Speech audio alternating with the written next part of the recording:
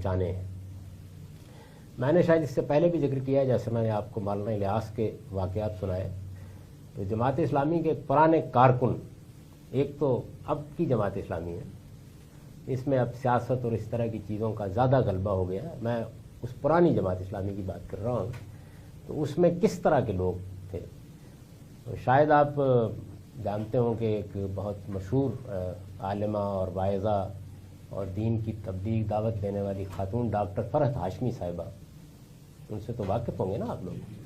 Doctor فرحت ہاشمی صاحبہ کے تایا محبوب ہاشمی صاحب، ان کے تایا تھے جماعت اسلامی کے، یہ حکیم عبد الرحمن ہاشمی کی بیٹی ہیں، جو جماعت اسلامی سرگودا کے امیر تھے۔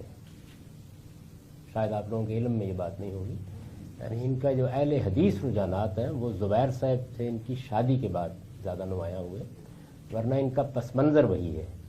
اور میں 1975 میں ان کے گھر کئی دن ٹھہرا سرگودا ہی میں، تو اس وقت یہ بچی ہی تھی، میں ایک تربیت گاہ تھی وہاں، 7-8 دن کی اس میں شریک ہونے کے لیے گیا تھا۔ حکیم عبد الرحمن ہاشمی صاحب یہ گھر میں ٹھہرا، ان کے تایا تھے محبوب ہاشمی صاحب۔ تو محبوب ہاشمی صاحب جماعت اسلامی کے قدیم کارکنوں میں سے تھے، تو ان کے بہت سے واقعات میرے علم میں، اور میرے ساتھ ان کی بہت دوستی بھی رہی، ایک زمانے میں بہت تعلق خاطر رہا۔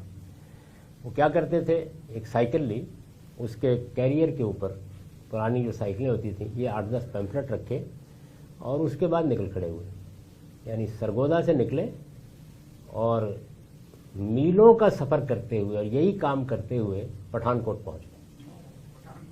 بارہا مولانا کے ساتھ، یعنی بارہا ایسا ہوا کہ اس دعوت میں پہنچے، مثلا ظہر کی نماز کے وقت پہنچے، مولانا سے ہاتھ ملایا، ظہر کی نماز پڑھی اور واپسی کا سفر شروع کیا۔ یعنی اس جذبے کے ساتھ بہت سے لوگ کام کرتے تھے، میں نے ان کو دیکھا خود، میں نے آپ سے عرض کیا کہ میری ان سے بہت دوستی رہی۔ جذبہ کتنا غیر معمولی تھا، سرگودا کے ایک ایڈوکیٹ، بعد میں وہ جماعت اسلامی کے بڑے لیڈروں میں بھی شمار ہوئے، انہوں نے خود یہ واقعہ مجھے سنایا کہ میں سیٹلائٹ ٹاؤن میں میرا گھر تھا، اور میں وہاں پہ اپنے گھر کے باہر ایک چبوترے پر اپنے سائلین کے ساتھ جو وکالت کے سلسلے میں آتے تھے، میں بیٹھ کے گفتگو کیا کرتا تھا۔ تو محبوب ہاشمی صاحب آتے، اس چبوترے کے پاس سائیکل کو کھڑا کرتے، ایک پیمفلٹ نکالتے اور آ کے کھڑے ہو جاتے۔ تو 2 منٹ بعد، 4 منٹ بعد وہ کہتے مجھے کوئی دین سے دلچسپی نہیں تھی، تو وہ مجھ سے میں پوچھتا کہ فرمائیے، کہتے کہ کبھی موقع ملے تو پڑھ لیجیے، اور دے کے چلے جاتے۔ اور اس کے اگلے ہفتے آتے تو آ کے ایک دوسرا دے جاتے، وہ لے جاتے، کبھی پوچھتے نہیں تھے کہ پڑھا یا نہیں پڑھا۔ تو میں رکھ چھوڑتا تھا، کبھی میں نے اٹھا کے بھی نہیں دیکھا۔ بس اتفاق یہ ہوا کہ میں بیمار ہو گیا، تو بیماری کے دوران میں جب مجھے کچھ وقت گھر میں بسر کرنا پڑا، تو جو ایک پیمفلٹ وہ دے گئے ہوئے تھے وہ میں نے اٹھا کے پڑھنا شروع کر دیا۔ تو وہ اپنے جماعت اسلامی میں شامل ہونے کا یہ قصہ سنایا کرتے تھے۔ کہتے ہیں کہ اس کے بعد مجھے اندازہ ہوا کہ وہ آدمی 1.5 سال تک ایک انتھک کارکن کے طور پر ہر ہفتے آتا رہا اور سوال کیے بغیر یہ کام کرتا رہا۔ یعنی اس نے صبر اور حکمت کے ساتھ وہ لوگ یہ کام کرتے تھے۔ جماعت اسلامی پر جن دنوں پابندی لگ گئی سیاسی مراحل سے گزرتے ہوئے، تو آپ اندازہ کیجئے کہ کیسے کارکن تھے۔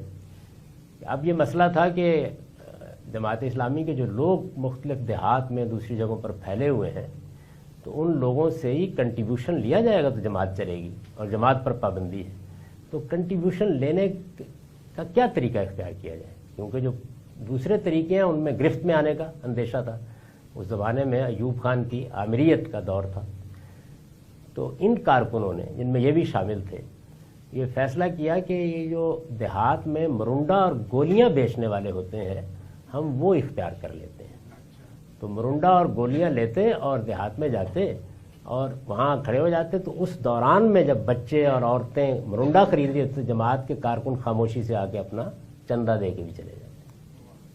چلتی رہی جماعت۔ میں یعنی ان کے اخلاص اور ان کی کمٹمنٹ کے بارے میں آپ کو بتا رہا ہوں، اخلاص اور کمٹمنٹ جو ہے یہ ان کے ہاں بھی اس زمانے میں، اب سیاست نے کیا صورت پیدا کر دی ہے میں اس پر کوئی تبصرہ نہیں کرتا، لیکن اس طرح کے لوگ پیدا کیے۔